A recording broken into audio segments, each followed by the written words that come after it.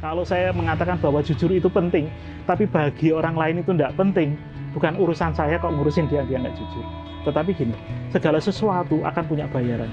Jika kamu dari kecil nggak jujur, suatu ketika ke depan, sepandai apapun kamu, susah kamu untuk kembali jujur kemudian. Sehebat apapun ternyata. Tapi waktu kamu kecil, kamu jujur. Waktu atas, kamu akan jatuh, kamu akan ingat lagi bahwa kamu pernah jujur. Kamu akan kembali jujur lagi. Dari hal-hal kecil, itu akan bentuk karakter kamu. Dari hal-hal kecil, itu akan membentuk jiwa kamu. Itu. Jangan pernah takut kok salah. Saya akan memaafkan kalau dia ngambil buku. Cuma, saya katakan gini, yuk bentuk karakter yang baik. Bentuk sesuatu yang akan membentuk masa depan kamu.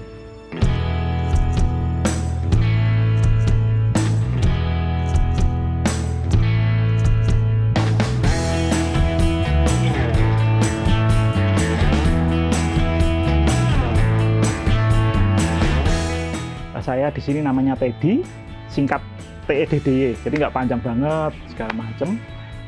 Kemudian ini tempat usahanya namanya Kakak Buku Rental.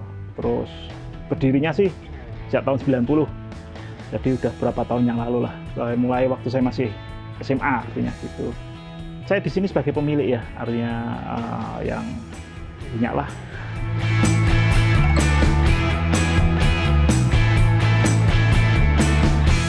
Kakak Buku Rental itu berdiri tahun 90 ya. Dimulai dari saya punya kebiasaan uang saku dibeliin komik. Komik waktu itu masih Cini, masih harganya 2.300 lah.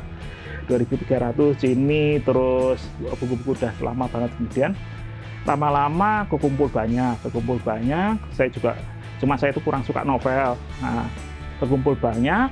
Akhirnya daripada saya sewa terus, udahlah dipinjemin aja, nanti saya bisa baca gratis lah, intinya kayak gitu. Jadi nggak ada keinginan bahwa untuk benar-benar profesional, untuk benar-benar bertahan sampai berapa lama, kita juga nggak ngerti. Kemudian di tengah jalan juga konsumen ternyata banyak minta novel, banyak minta buku-buku yang saya sendiri nggak suka baca, kemudian buku-buku yang bercerita romans segala macam. Tapi ya udahlah, yuk kita adain, kita kasih, malah akhirnya berkembang kayak sekarang ini kemudian gitu.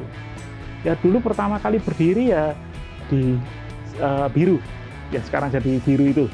Terus karena kebakaran kita pindah ke sini, kemudian kita pindah sini itu udah kita di sini hampir 30 tahunan lah, kemudian 30 tahunan di sini dan sampai sekarang ini masih bisa bertahan di sini. Kakak Buku Rental itu punya arti kejujuran awal kepercayaan. Kemudian artinya gini, yang kita sewakan tuh buku ya sebetulnya, buku. Artinya dengan syarat pinjem pun cuma nunjukin KTP, habis itu kita nggak tahan KTP-nya kemudian. Nah, dia pinjem, jadi kita cuma mengandalkan bahwa kita kasih kepercayaan, dia kasih nggak kejujuran sama kita kemudian. Kalau dari hal kecil aja dia bisa dipercaya, untuk hal besar saya pikir lebih hebat lagi lah. Apakah minat baca Indonesia itu hebat gitu ya? Kalau kita mau sedikit berbohong ya sebetulnya kenyataan. Tingkat literasi Indonesia itu paling jelek lah di dunia ini. Bahkan kita mungkin sama negara-negara berkonflik, Afghanistan, itu kita sama-sama di bawah. Artinya kita sangat-sangat jelek untuk literasi. Padahal negara-negara maju itu literasi utama kemudian. Pertanyaan, apakah pemerintah nggak punya usaha untuk literasi? Ada. Saya nyatakan banyak anak-anak SD kesini cari komik, cari buku. Alasannya apa? Disuruh sekolah untuk baca. Itu bagus sih.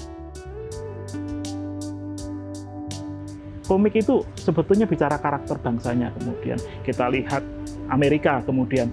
Komik Amerika selalu bicara superhero. Bicara tentang entah Superman, entah Batman, entah apapun, Spider-Man, segala macam, yang intinya mereka hebat.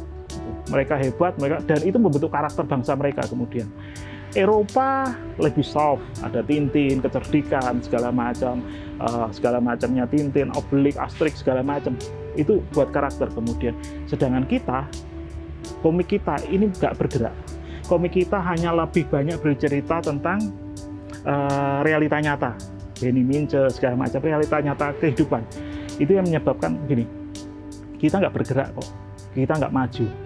kita nggak punya sesuatu. Kemudian Malaysia lebih maju daripada kita. Kita lihat mereka punya komik Ipin Upin sampai kita sering baca. Kemudian itu yang membedakan kita sama bangsa-bangsa yang lebih maju. Simple. Kenapa komik itu penting? Jepang punya komiknya demikian gini. Apa sih yang membuat kita bisa menciptakan sesuatu? Daya khayal. Kita punya sesuatu yang kita khayalkan. Kemudian zaman dulu orang nggak pernah berpikir bisa terbang, sekarang bisa, bahkan kita nggak mau.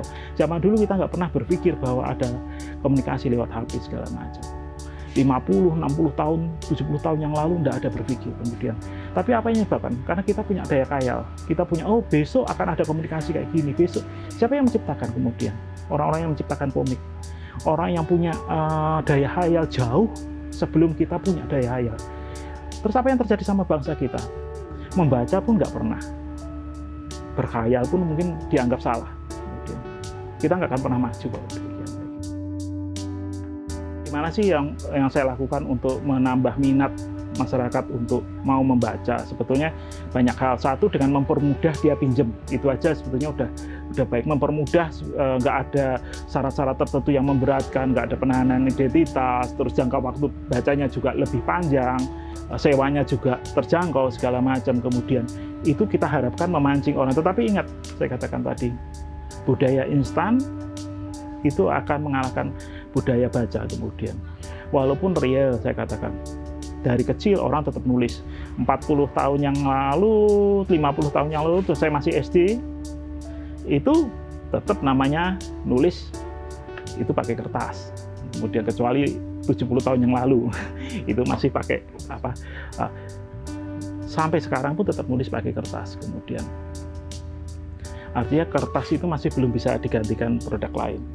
Entah nanti ke depan, nanti mungkin anak-anak mulai dibiasakan untuk main laptop, biasakan main HP segala macam, tapi untuk anak SD, SMP itu masih belum. Kemudian dengan harapan bahwa dengan mereka terbiasa dengan harga yang murah, dengan keterjangkauan, dengan syarat yang mudah, kemudian apalagi untuk anak SD segala macam, kita nggak akan tanya KTP-nya segala macam, cuma kita tanya rumahnya mana, kartu sekolahnya mana, kita catat. Kemudian kita harapkan dia mau membaca. Kita akan senang kok dengan mereka mau membaca, mereka mau generasi penerus ini mau punya keinginan membaca atau daya khayalnya lebih bagus lah, daya impiannya lebih bagus. Kita harapkan itu.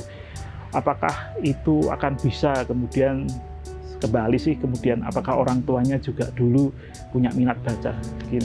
Kebanyakan orang yang datang ke sini, orang tuanya dulu punya kesukaan literasi, artinya dia suka baca. Karena dia suka baca, dia bawa anaknya untuk membaca kemudian.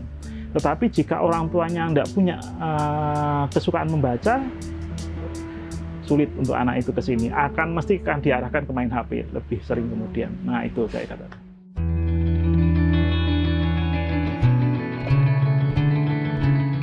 Kadang-kadang oknum yang nakal, pinjem buku, nggak dikembalikan. Orang-orang tersebut biasanya gini, satu memang kolektor ya, koleksi. Ada buku saya nggak kurang lengkap, ini saya mau ambil, kayak gitu. Ada juga memang karena takut, nanti kalau dibalikin didenda. Padahal kita bilang denda kita sangat rendah, kemudian nggak masalah kok mereka kayak gitu. Artinya kita nggak akan jatuh hanya karena orang ambil segala. Bahkan masih kesini ya, lihat sini. Ada nggak yang jaga ini? Nggak ada toh. Kalau orang iseng dia ngambil dari situ aja buku, bisa nggak? Oh bisa banget. Dari situ ambil langsung keluar, bisa banget. Pintunya jelas ada. Kembali saya bilang, kalau saya punya filosofi, kalau saya bilang kakak itu kejujuran, aku percaya. Kalau itu saya pegang, saya nggak berurusan dengan orang lain yang nggak mau memegang kok. Kalau saya mengatakan bahwa jujur itu penting, tapi bagi orang lain itu nggak penting, bukan urusan saya kok ngurusin dia nggak jujur. Tetapi gini, segala sesuatu akan punya bayaran. Jika kamu dari kecil nggak jujur, suatu ketika ke depan, sepandai apapun kamu, susah kamu untuk kembali jujur kemudian. Sehebat apapun ternyata. Tapi waktu kamu kecil, kamu jujur. Waktu atas, kamu akan jatuh, kamu akan ingat lagi bahwa kamu pernah jujur. Kamu akan kembali jujur lagi. Dari hal-hal kecil, itu akan bentuk karakter kamu. Dari hal-hal kecil, itu akan membentuk jiwa kamu. Itu. Jadi, saya bilang ini, jangan pernah takut kok salah. Saya akan memaafkan kalau dia ngambil buku. Cuma, saya katakan gini, yuk bentuk karakter yang baik. Bentuk sesuatu yang akan membentuk masa depan kamu. Dulu saya pernah dibilangin, kenapa saya tetap bertahan sampai sekarang ya? Kenapa kalau dibicarakan secara keuangan, dibicarakan secara hitungan modal, mungkin pertanyaannya itu benar, pasti nggak akan bertahan. Akan milih kita ganti dengan usaha yang lain. Kita akan pilih nggak perlulah ngurusin buku, kita bisa jadiin minimarket kayak, kita bisa jadiin apa kayak yang kemudian lebih menghasilkan uang. Tetapi kalau saya pikir gini, hidup kita itu, hidup saya ya terutama, nggak uang kok terus kok yang kita pikirkan. Ada hal-hal lain yang kita pikirkan, ada hal-hal yang lain yang kita suka, kemudian ada hal-hal lain yang nggak bisa digantikan dengan uang. Salah satunya saya bilang gini, nostalgia lah, artinya ini usaha pertama saya dulu, itu mungkin nggak bisa saya gantikan dengan yang lain. Kemudian kedua, kesukaan saya membaca komik ya, itu nggak tergantikan sama yang lain. Mungkin ada HP, tapi saya sampai sekarang masih nggak terlalu familiar untuk membaca ini. Mungkin ada, ya saya katakan gini, ada sesuatu yang nilainya beda dengan uang kemudian, dan sesuatu itu mungkin nggak bisa digantikan dengan uang. Nah, selama saya menganggap itu berharga dibandingkan uang, mungkin ini akan lebih bertahan lagi.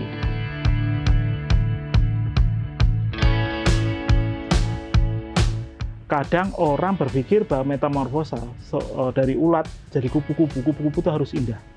Saya bilang gini, indah menurut siapa? Kemudian jika indah terus kemudian di air keras, kemarin kebetulan anak saya kemarin ke laboratorium punyanya Sanata Dharma, laboratorium kupu-kupu bagus, tapi di air keras kemudian dipajang. Jika kamu jadi kupu-kupu yang bagus terus kemudian kamu nggak sukses menurut saya. Tetapi jika kamu jadi kupu-kupu bisa terbang kemana aja, dan kamu berbeda, kamu nggak bisa diganggu sama orang lain. Orang lain akan melihat kamu dengan nilai kamu sendiri, itu hebat. Demikian juga buku ini, mau ke arah mana kemudian? Saya katakan gini, selama kita punya idealisme, selama kita punya keyakinan, dan kita pertahankan, bukan masalah gagal atau berhasil, bukan masalah orang mau mengikuti atau enggak kemudian, tetapi kita mau jadi diri kita sendiri atau enggak. Pada saat semua orang berkata, buku tutup aja, rugi, nggak ada gunanya, nggak ada manfaatnya, kita mendengar suara hati kita, atau kita mendengar suara orang. Pada saat kita mendengar suara orang, sebetulnya kita nggak jadi metamorfose, kita jadi kupu-kupu yang dipajang tadi, indah kelihatannya, tapi mati. Itu menurut saya, artinya selama kamu bisa masih terbang bebas, dengan segala keinginanmu, dengan segala pemikiran kamu, dengan segala hasrat kamu udah jadi pemenang. Kamu udah jadi orang yang hebat. Kamu hebat itu bukan kaya lah menurut saya. Hebat itu bukan berarti punya uang. Hebat itu jadi diri kamu. Pada saat orang lain mengatakan sebaliknya. Baca. Salah satu jalan untuk sukses dengan memperbanyak literasi. Kemudian memperbanyak apa yang kamu baca. Memperbanyak apa yang kamu pikir. Memperbanyak untuk menjadi diri kamu. Jangan pernah berpikir bahwa mencontoh dengan orang lain, menjadi orang lain, itu menjadi hebat. Mulai kamu mencintai apa yang kamu suka, mencintai apa yang kamu ingin kerjakan, kerjakanlah dengan senang, kerjakan dengan mencintai. Kamu bisa jadi apapun, tetapi pada saat kamu bisa jadi diri kamu sendiri, kamu sudah mempunyai dunia kamu sendiri.